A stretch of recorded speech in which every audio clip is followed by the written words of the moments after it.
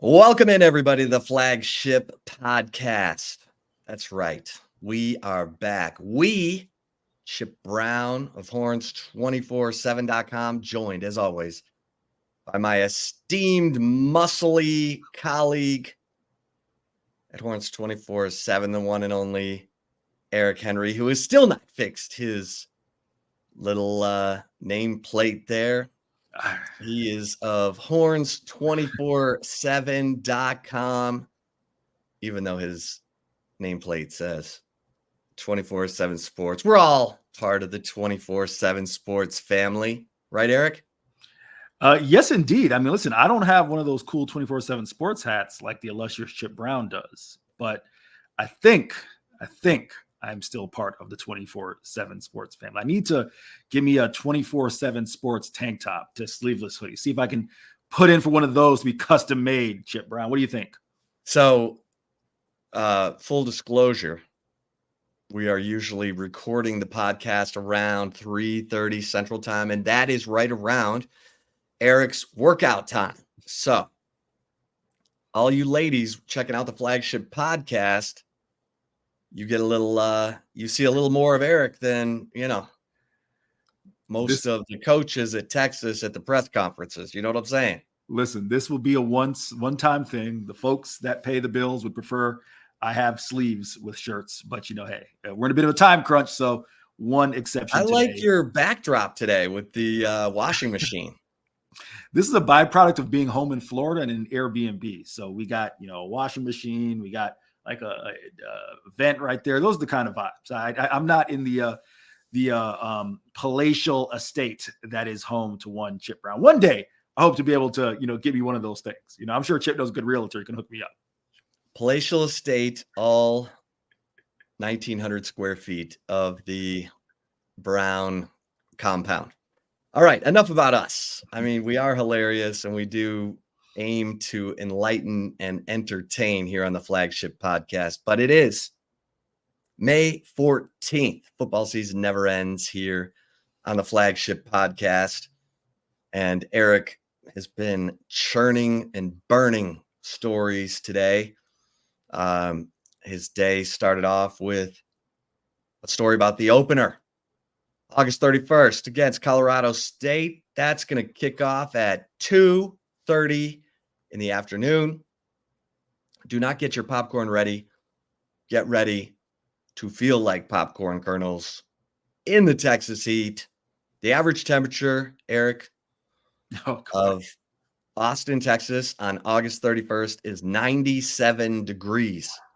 Now, we know that as that sun beats down on the earth, that by the time, you get to around 3:30, 4 o'clock, you're well above 100 degrees, especially on the field. You're probably closer to 120. But hey, you're playing the Colorado State Rams, who are coming out of the mountains. They don't get heat like that.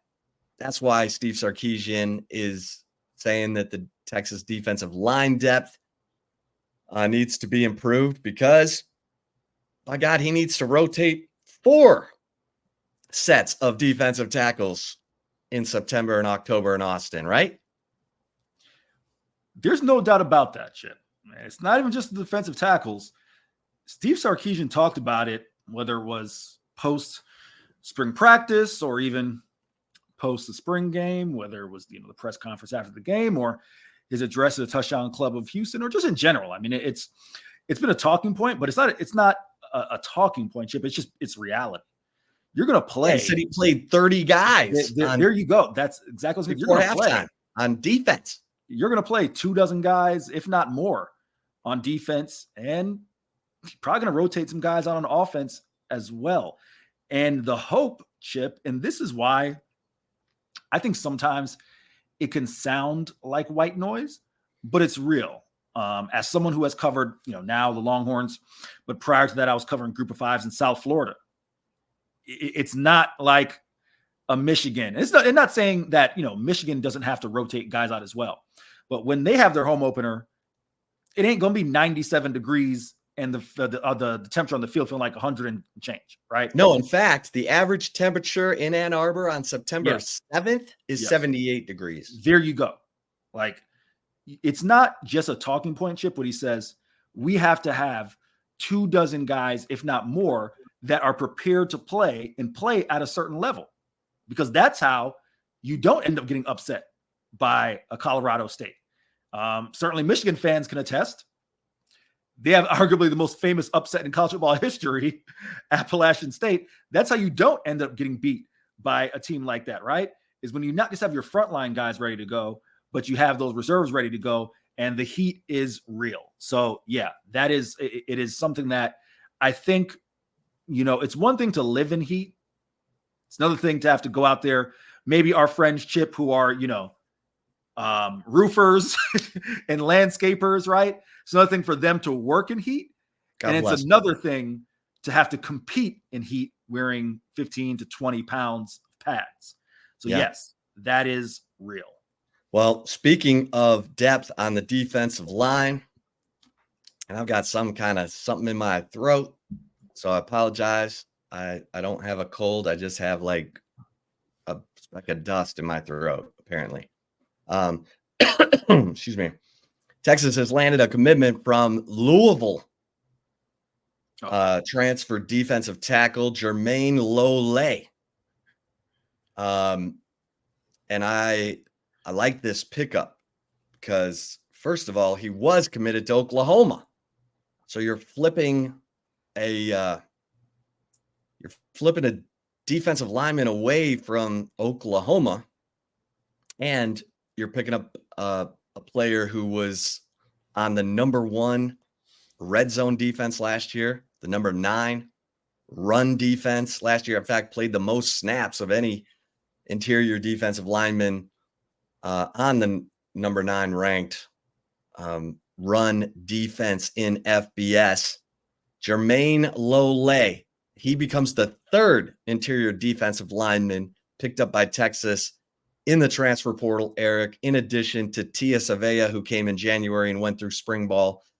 And then Bill Norton, the 6'6", 325-pounder who spent 3 years at Georgia before lining up next to Tia Savea at Arizona on a much improved run defense in 2023. Your thoughts? Chip, I'm going to be real with you, and I'd love to bounce this off you. If you had said to me post the end of the regular season that Texas was going to add 3 defensive tackles, I would have said, okay. If you told me that 2 of those players would have been added after the start of spring ball, that would have given me a little bit of reason for pause, Chip. I'm not going to lie. I am just going to shoot from the hip. What it says to me right now is that the players who open spring camp, right? And we're not talking about Vernon Broughton. We're not talking about Alfred Collins. Steve Sarkisian said he felt he was comfortable with the frontline guys. So we're not talking about them. But it says to me that everyone else clearly wasn't adequate. That's just the best way. I'm just going to be real, right? And sure, again, in terms of what his thoughts were on the defensive line post the spring game, and when he said that the depth wasn't where he wanted to be, I followed up and asked him, hey, do you mind expounding on that? And he said, we just need more big humans. And that is true. But to be fair, the only real loss they had in spring was Zach Swanson, right? And let's assume that Zach Swanson saw the writing on the wall and he was not going to be part of that rotation. So what that says to me is we heard good things about Alex January, so we'll put him to the side. Still a young guy. We know Melvin Hills isn't going to get here until after summer.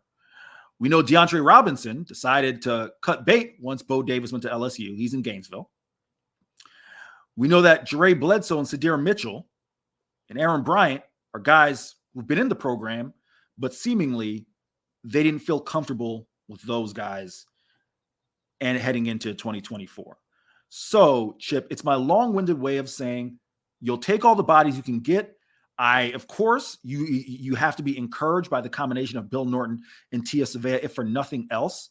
Familiarity with Johnny Nansen, familiarity with each other. They played, both players played north of 330 snaps last year at Arizona. So you got to think that's a natural combination, a natural tandem at the defensive tackle spot. Jermayne Lole, as you mentioned, was an impact player on the number 9 run defense in the nation last year.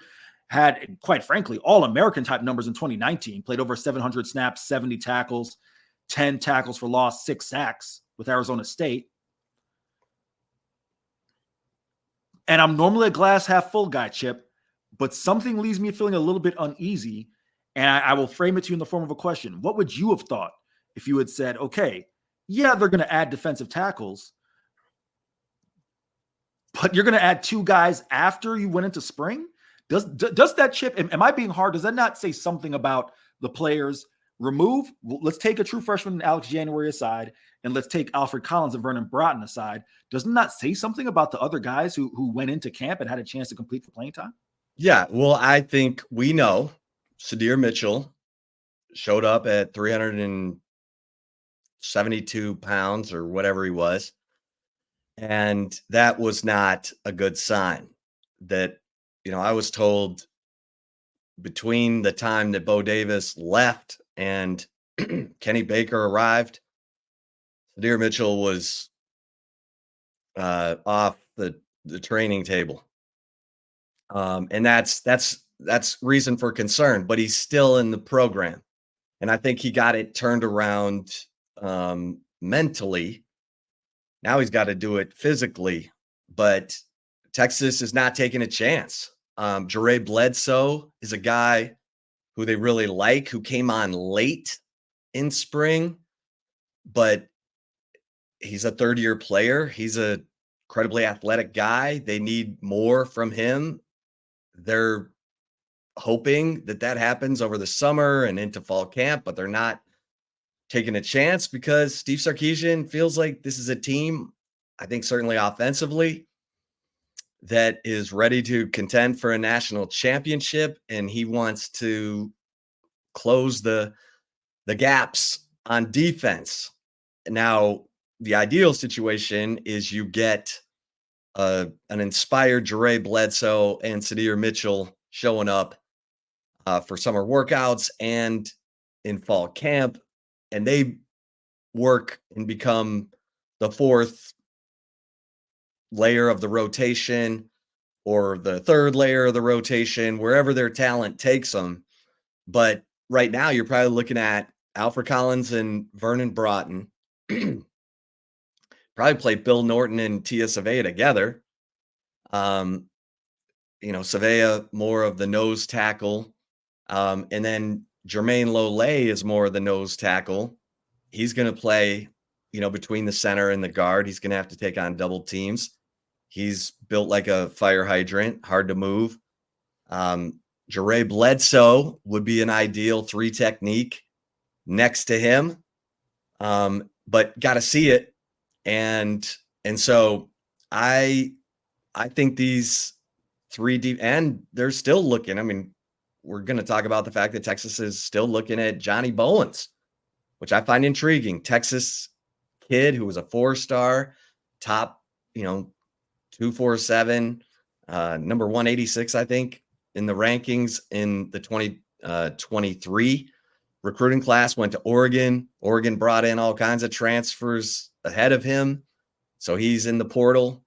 I like that he was a basketball player who has grown from, 265 to 295. He's got a neck like a oak tree. And as you mentioned, you lost DeAndre Robinson to the portal. He didn't like that Bo Davis wasn't the defensive line coach anymore. He didn't want to wait around to see who Texas hired. He's at Florida. Okay, well, here's a chance with Johnny Bowens, who has 4 years of eligibility remaining. I don't know if Texas is going to get him or not. We've seen some of these defensive line portal targets turn into bidding wars. I mean, they're talking about Dominic Williams possibly costing 7 figures for Oklahoma. That can ruffle your locker room a little bit. A guy who's never played it down comes in as $1 million man. Steve Sarkeesian, I'm told, and this staff did not want to. They could have afforded it. They didn't want to do that. They didn't feel like it was worth, potentially bringing in disruption to the locker room, the culture, and whatnot. So I agree with you. I think they looked at the way that Sadir Mitchell showed up for the spring and said, we got to go get some insurance. And now we'll see. And Alex January, like you said, he got praise. He's a guy, he's legacy. He's a guy who may be contributing sooner rather than later. We'll see. Will Muschamp always used to say, the closer you are to the ball, the harder it is to play as a freshman. So you're not expected. If you come in as a freshman and you can have an impact like a Casey Hampton did, way back in the mid 90s, mid 90s, great. But I don't think anyone's expecting that of Alex January, but we'll see. So yeah, it's fascinating. I think this is a sign that Texas and Sarkeesian are all in on trying to patch any question marks so that they can cut it loose and go try to, get into that college football playoff and maybe win a national championship. We shall see. Anything else, Eric, before I ask you about takeaways from Steve Sarkisian's sit down with Josh Pate of 24/7 Sports? I will make it quick. To your point, like you said, not leaving any stone unturned. I've been, steadfast on this. They got to find 75 to 80% of what they got last year. Yes, the edges probably are going to be the star of this year's defensive line. I feel confident in that. But especially, Chip, for a team that you don't necessarily know if you're going to force as many turnovers, right? You lose a guy like Jalen Ford who had that nose for the football. You lose that up the middle rush. At least as of right now, you need to find 75 to 80% of what you got last year so the defense as a whole can outproduce. So we'll leave it at that. Yeah. Yeah. And that's a significant factor. You lose Jalen Ford, two-time first-team All-Big 12 middle linebacker, who, let's be honest, enjoyed the I don't want to say luxury, but the benefit of playing behind two guys in Tavondre Sweat and Byron Murphy who were eating up the offensive line. There were no offensive linemen getting to the second level with Sweat and Murphy, and that is a linebacker's dream. And I've said, Texas fans, you're going to know how good your defensive line is by how many offensive linemen are getting to the second level starting August 31st at 2:30. And again on September 7th at the Big House against the defending national champion Michigan Wolverines. Okay, so Steve Sarkisian sat down with our Josh Pate of 24/7 Sports. If you don't know who Josh Pate is and you're listening to this podcast, oh man, and you love college football, you need to go to YouTube and start watching episodes of Late Kick with Josh Pate because he gets it. He gets it. He loves him some college football. And he had a nice sit down with Steve Sarkisian last week. And I think, Eric, you and I both kind of locked on to one takeaway. Yeah. And that was Steve Sarkisian saying he wants to make it as hard as possible for players to leave the Texas program. And he said, internally, I'm always asking, how are we treating our guys? The quote is, my biggest thing is looking internally at how we're developing our players here, how we're players here, not only on the field, but off the field, how we're developing them, because we want to make it as hard as possible for our guys to want to leave here. They're getting developed. They're getting treated well enough. They're getting coached up. They're playing in great schemes. They've got a great locker room culture. They're getting a first-class education. They get to live in the city of Austin. Like, I want to make it so dang hard for them to leave that if that moment comes where they feel like it's just in their best interest to go, it should almost bring him to tears that this place meant that much to him, end quote. Chip, when we had the opportunity to go through and check out the transcript of the interview before it was released, the reason that stood out to me is because it reminded me, and forgive me for kind of veering off the beaten path a bit. I've talked about my experience covering Florida International.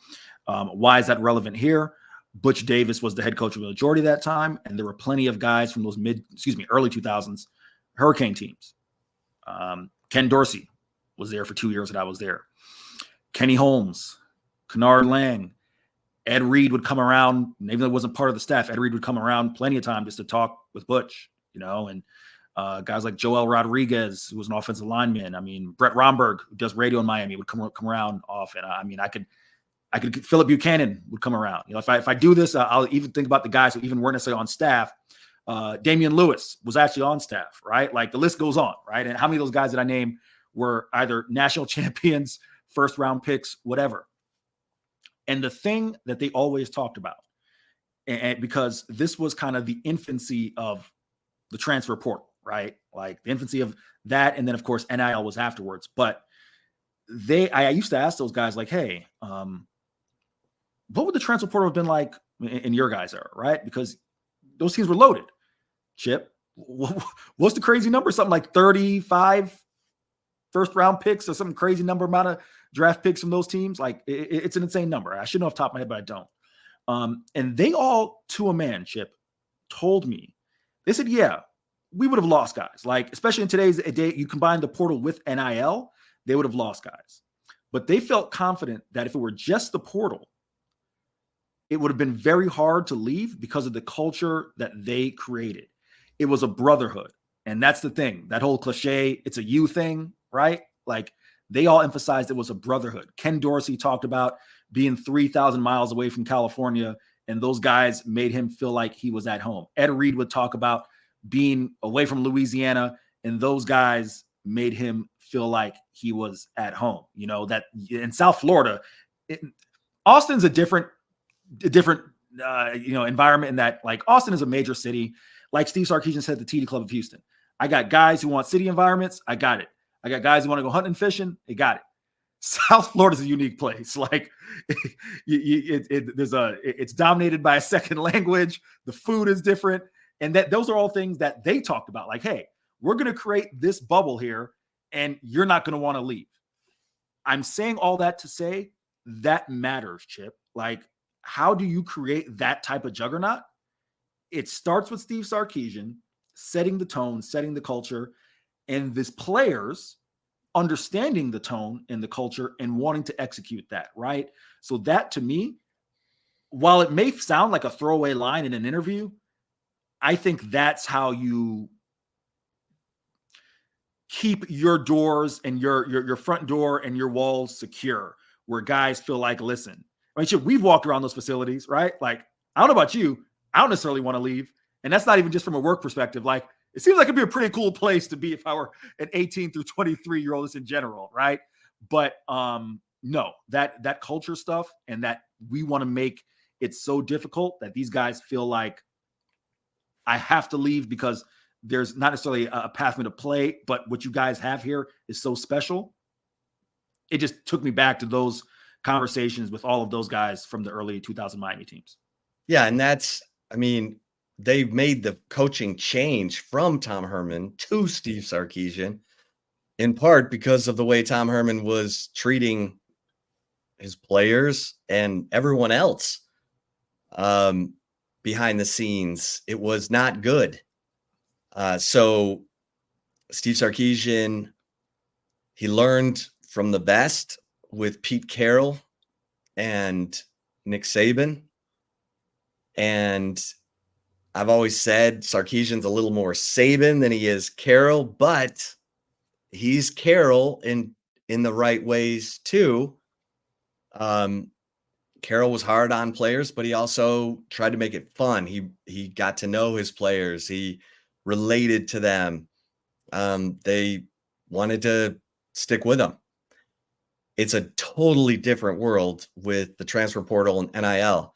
And Eric, I don't know about you. I thought Texas would lose probably 2 or 3 more players than they lost, and they didn't. Like, we knew the Terrence Brooks situation was going to happen. That his exit interview, he probably didn't hear what he wanted to hear, and that Texas was prepared for him to leave. Austin Jordan, Steve Sarkeesian said, when you get to be a junior and you're just ready for your playing time, he's like, I get it. And that's where Austin Jordan was. So those are talented players who are capable of playing at Texas, but you can't keep everybody. But I'm impressed. Steve Sarkeesian has done a really good job of hanging on to the players that he wants to hang on to. And so, I thought that was an interesting look behind the curtain into the mindset of Steve Sarkeesian talking to his coaches, because we know coaches have different styles. Urban Meyer is about fear, and Tom Herman was about fear, and Steve Sarkeesian's about, building a bond so that the players hold each other accountable. He has to get, pissed off here and there. Yeah, the head coach is going to get pissed off. So are the assistants. But if you show them how much you care, they'll fight. They'll take the hard coaching the right way. And you got to have that. So Steve Sarkeesian getting his culture right. Chip, I don't have too much more to add, but I do want to ask you a question. So without divulging too much, I from covering Group of Fives in South Florida, I have some people who are close to the FAU program. And, when I tell them or ask, like, hey, how's Tom Herman? Because, they apparently are dealing with a much different Tom Herman, one that they can't believe was ever the guy at Texas. And I guess the question I'm asking you is, how, not to make this the Tom Herman podcast, but how toxic did it get?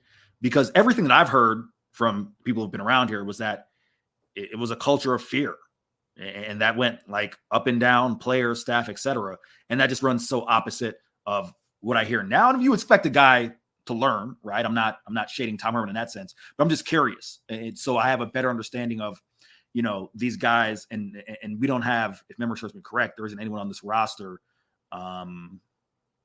Actually, no, some of the fifth-year guys are probably still Herman guys, correct, Chip? Yeah. Yep. Yeah. Albert Collins, right, Vernon Broughton. Right. So there are a handful of guys who have experienced both. Jake Majors. Maybe just kind of juxtaposing those two and how toxic it had gotten under Tom Herman. Yeah, I mean, it depended on the player. Okay. Like, some players were like, he was good to me. He was good to me.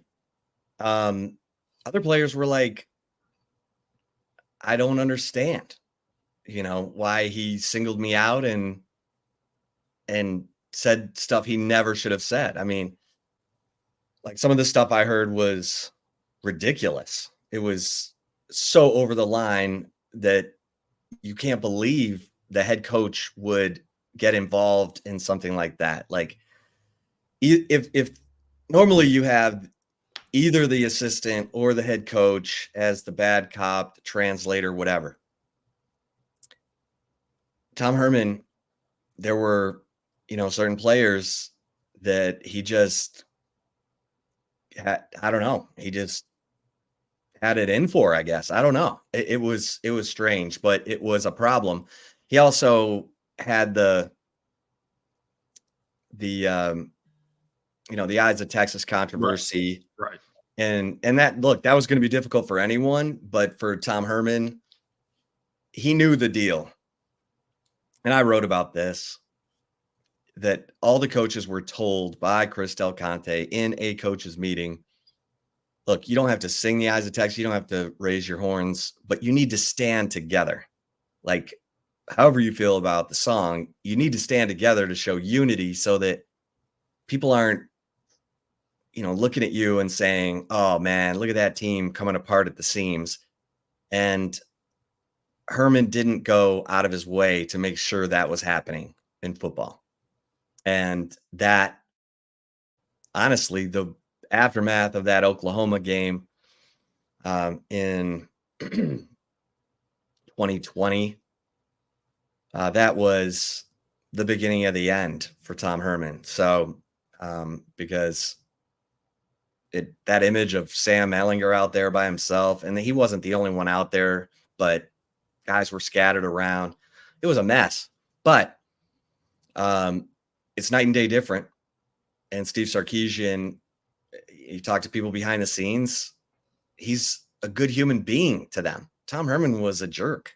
Sure. When they had to film the St. David's commercials, he's like, just his ego. I mean, I had one former staffer of his at Houston say he got the Texas job and it turned into egos gone wild. I like Tom Herman. He was fine with me, but wow. I was like, this is a $25 million buyout. And by God, there was no yellow light, no red light. It was green. We're done with him. So, all right.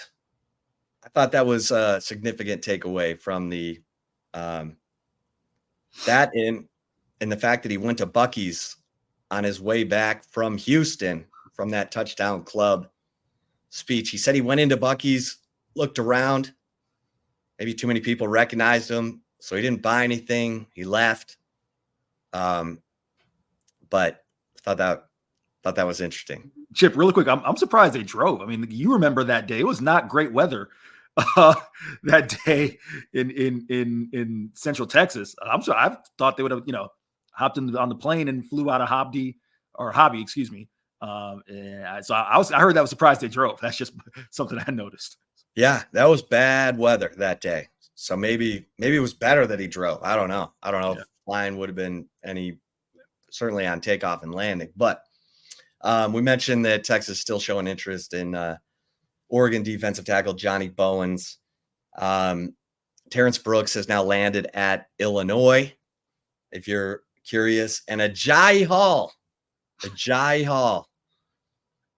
who tried to tear a boot off of his car at one point at Texas, is and had a nice little NIL deal at Texas and was told by his inner circle, you need to get this right or you're not going to get another chance. Well, his next chance, Eric, is walking on to your alma mater, the Central Florida Knights.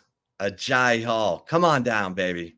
Chip, as someone who had to pay a nice chunk of change to the parking services at the University of Central Florida for he could get his degree, Ajayi Hall, good luck. I hope you've learned. I hope you've learned from your lesson, because parking there, not fun. And there's not going to be a dedicated parking garage like there will be for the Longhorns coming up next year. So how about that? I hope for his sake he's learned his lesson. I'll just say that. Yeah. When the new indoor football practice facility is completed in about a year, there will be parking spots for all 500 Texas student athletes. So they won't have to worry about, as long as they park their car there.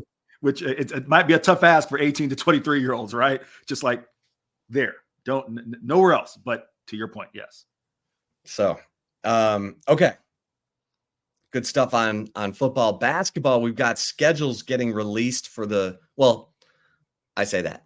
We have the home and away SEC games for Texas, and for the men, they're going to play home and away against Oklahoma, Arkansas, and Texas A&M.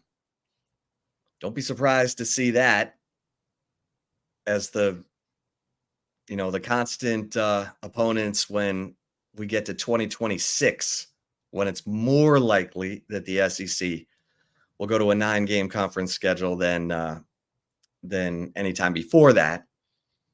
But the home games for Texas men's basketball next year: Alabama, Arkansas, John Calipari, Auburn, Bruce Pearl, Georgia, Kentucky, Missouri, Oklahoma, Tennessee with Rick Barnes, and Texas A&M. And as we mentioned, Texas will play home and away in men's basketball against Oklahoma, Arkansas, and Texas A&M.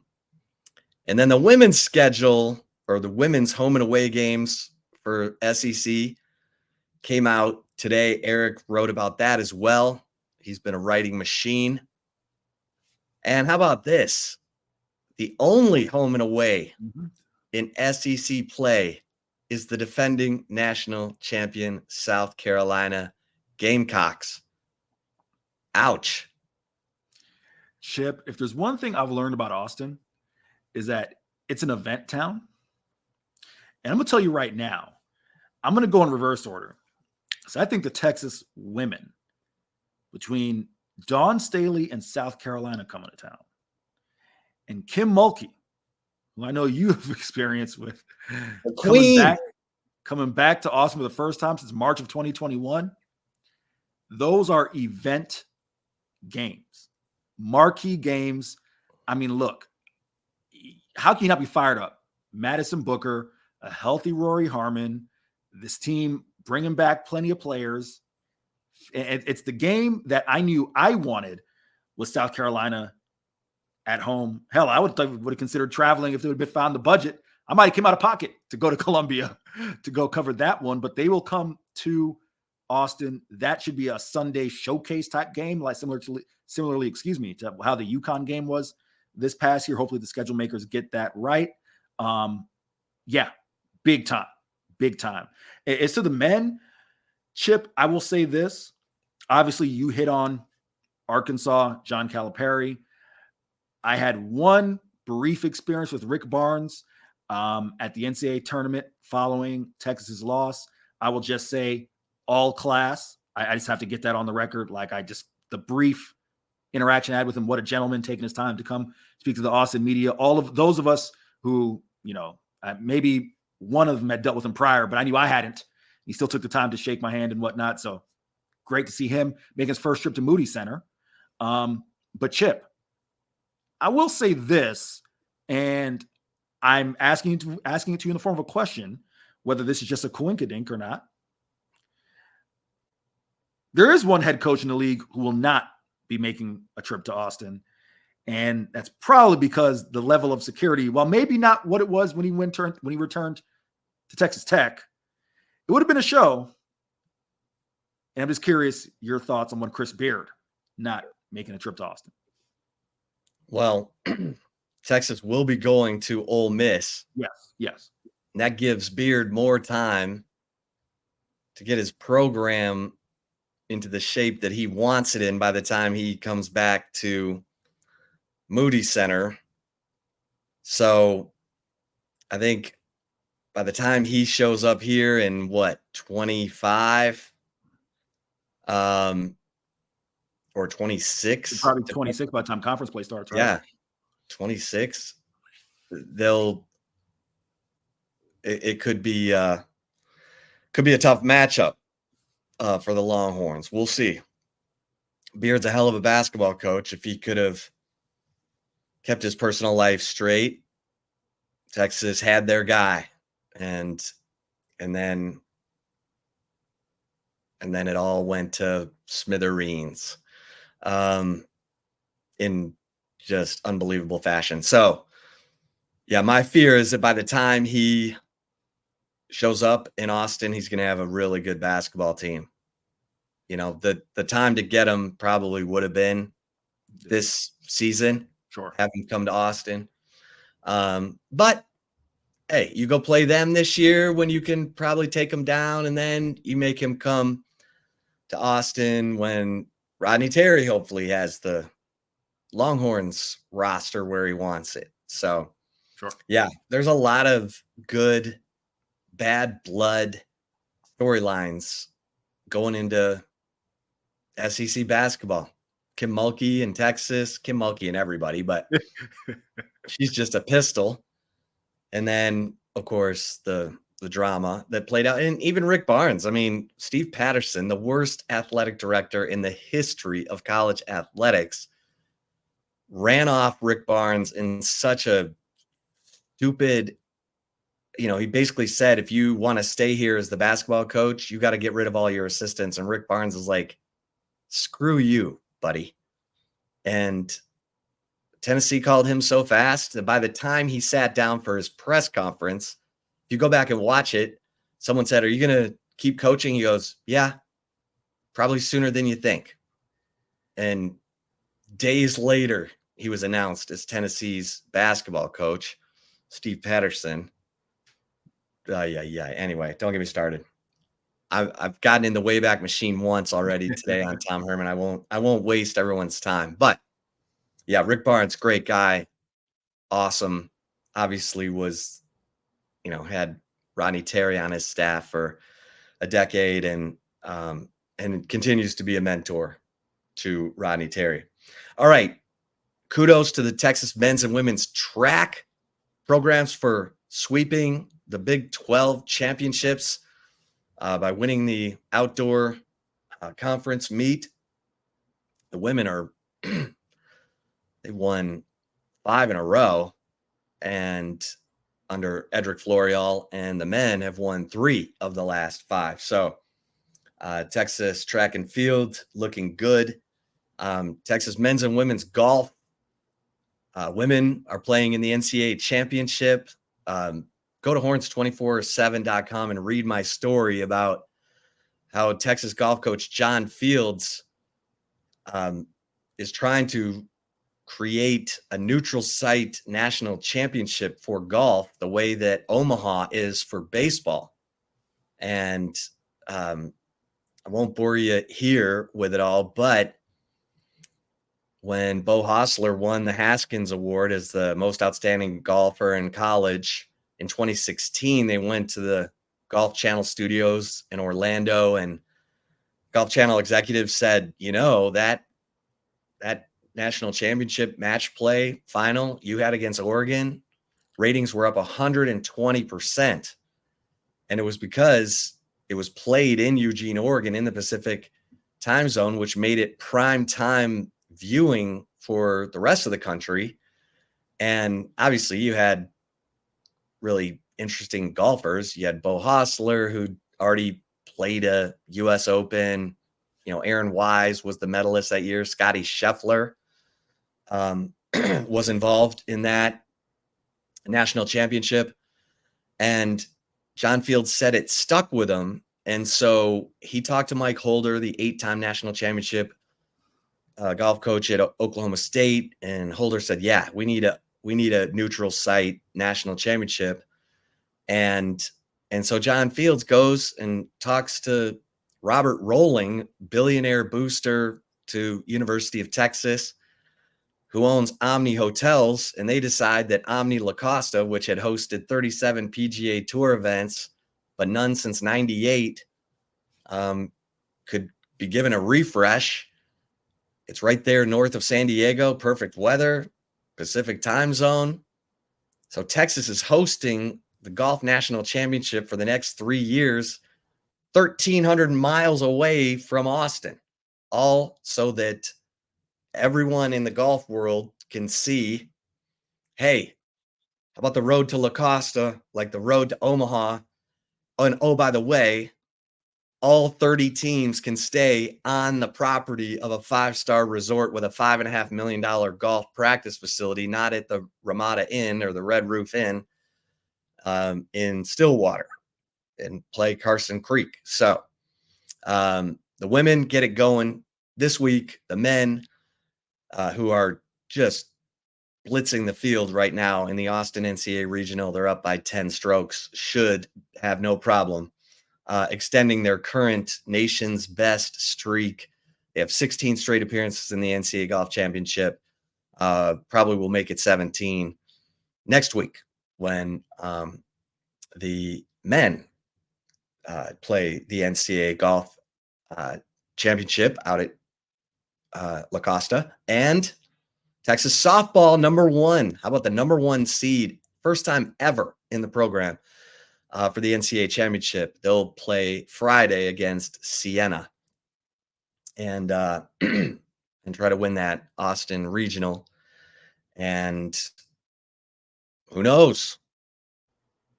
Eric, should be Texas trying to win that Director's Cup. You know what I'm saying? I hear you. Definitely know what you're saying. And I'll just kind of round us out because I was on site. Texas baseball took 2 out of 3 in Orlando as well. So great little stretch here all the way around between softball, baseball, and all the sports, Chip. Why do I have a feeling Texas baseball is going to go to Kansas this weekend and it's not going to go well? I'm not trying to put that on them, but they've won every Big 12 series except BYU, who is dead ass last in the conference. And they lost that series in Austin. It's crazy. That Texas baseball team, they are resilient. Let's hope they've got one more Big 12 series win in them, because now they're being talked about as a potential number 2 seed in the NCAA postseason. So I don't know how they're doing it, but I know how they're doing it actually with their bats. Yeah. Who knows? You can always get going in pitching. All right, Eric, you ready for some take it or leave it? I am absolutely ready for some take it or leave it, and ready for you to lead off to me. Been a while. Fired up for that. All right, well, let's get to some take it or leave it, everybody's favorite part of the show, when we put each other on the hot seat. We'll do it next right here on the Flagship Podcast.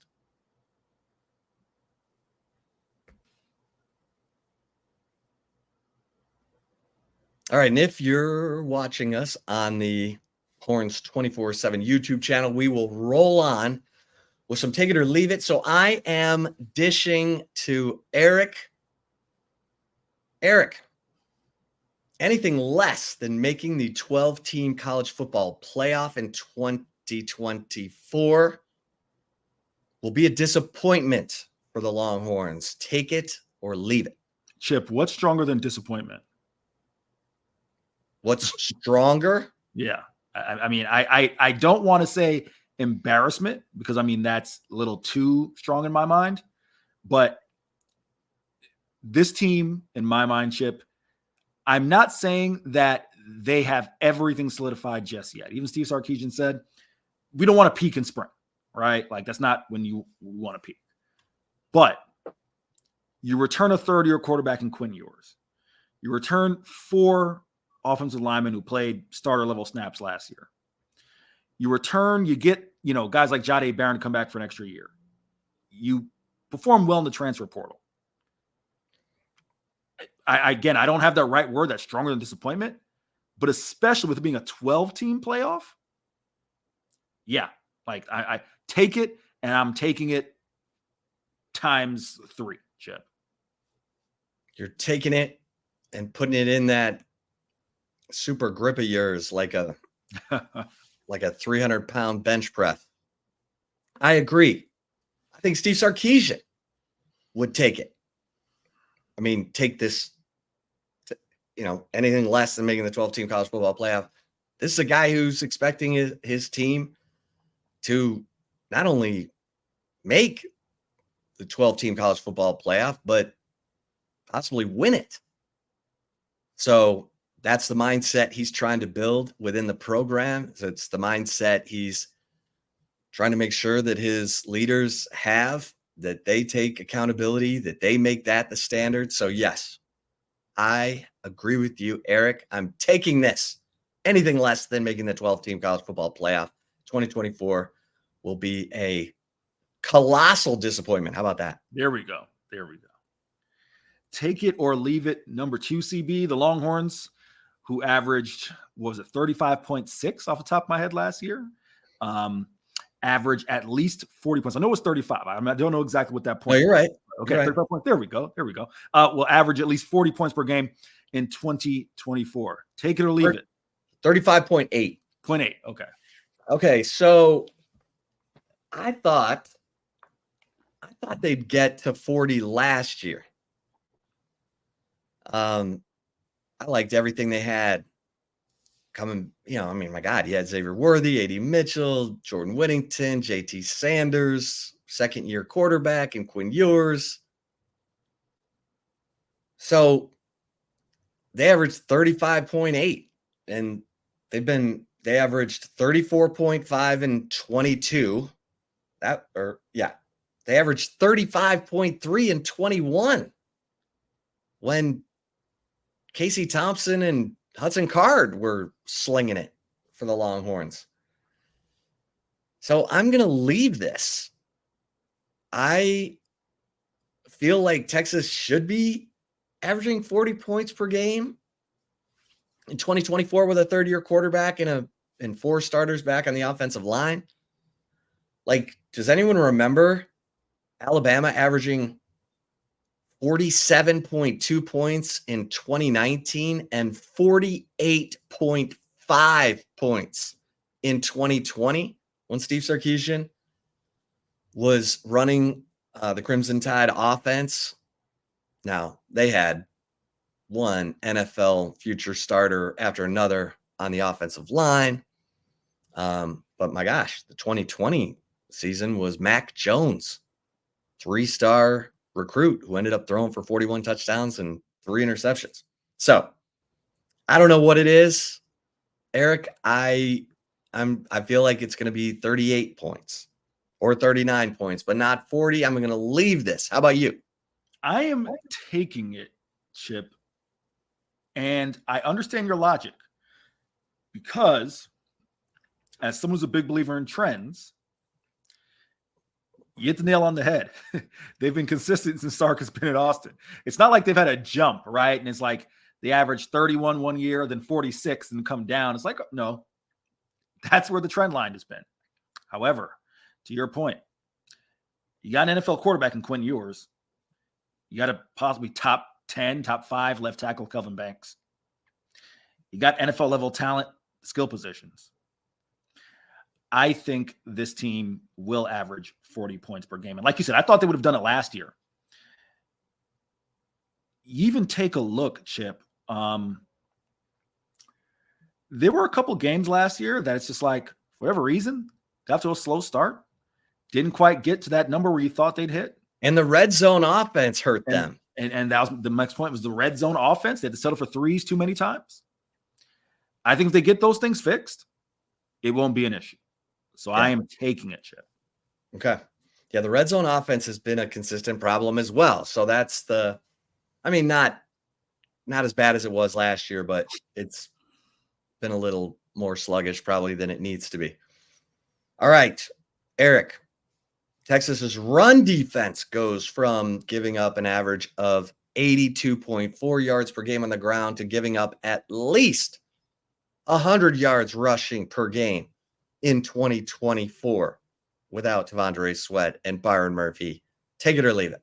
Yeah, Chip, I'm taking it. I'm 3 for 3 on takes today. Listen, it's 2 guys who were the best defensive tackles in college football, arguably from week 1, if not week 3 on. It's hard to replace that type of production. Something else, I did a Q&A for the Pittsburgh Post-Gazette on Ryan Watts, of course, is with the Steelers. And something else that it just caused me to kind of refresh my memory. Ryan Watts, while sure, he especially towards the end of the year had his struggles in pass coverage, you'll forget, excellent in run defense, Chip. Yes. Excellent in run defense. You had guys, whatever you want to say about Jalen Catalon or, some of the other guys at the safety spot, they were pretty solid in run defense. Terrence Brooks, another one. So that as a collective, I think is going to be unique to replace. So I'm not saying I think they go to giving up 150 yards per game. I can see them somewhere. I think the target number is, south of 110 yards. So like 105, 104, 103. Maybe a couple guys crack 100. You're in the SEC, but it's not a consistent thing week in, week out. That's where I kind of see the Longhorns. So I am taking this, Chip. Yeah, I'm going to take this as well. Now, Oregon, for perspective, last year, Oregon gave up 102.6 yards per game on the ground, and that was still top 10 in run defense. Louisville, we mentioned our man Jermayne Lole, who's now headed to Texas after decommitting from Oklahoma. Louisville gave up 99.8 yards per game on the ground. Look, if you're giving up right over 100 yards, you're still playing some pretty good run defense. A&M was the best in the SEC last year, and they gave up 108.8 yards per game on the ground. So I think it's, going to be a challenge to stay under 100 yards per game rushing without T Sweat and Byron Murphy. We'll see. That would be a take it or leave it that you'd love to be wrong about if all these new defensive linemen for the Longhorns, in addition to Alfred Collins and Vernon Broughton and Sheree Bledsoe and Sadir Mitchell, can get it together. The other factor in this is Anthony Hill. This is a guy everybody just expects to be the next Harold Perkins. Look, transitioning from everything he did last year to middle linebacker, being the dot, being the helmet communication, maybe he transitions easily, but he deserves a little bit of grace. He only played 38 snaps of middle linebacker last year. So this is a new situation, but it sounds like they feel good about him in the middle. All right, Eric. Good stuff, my man. Yes, sir. Listen, go work out those biceps, those traps, those lats, and we will do it again next week right here on the Flagship Podcast. You don't know what Eric's going to be wearing next week. It could be, who knows? Maybe a Olivia Newton-John headband or something, Let's get physical. All right. Thanks, everybody, for listening to this episode of the Flagship Podcast. For Eric Henry, I am Chip Brown. Until next time, we'll see you over at horns247.com. We got so much great content over there. So make sure you are an annual subscriber to horns247.com so that you, A, get VIP access to all the team sites in the preeminent 24/7 sports network, and B, there's other stuff you get for being an annual member that you have to become an annual member to find out. There you go. There's a tease. All right. Hey, until next time, stay safe and keep the faith.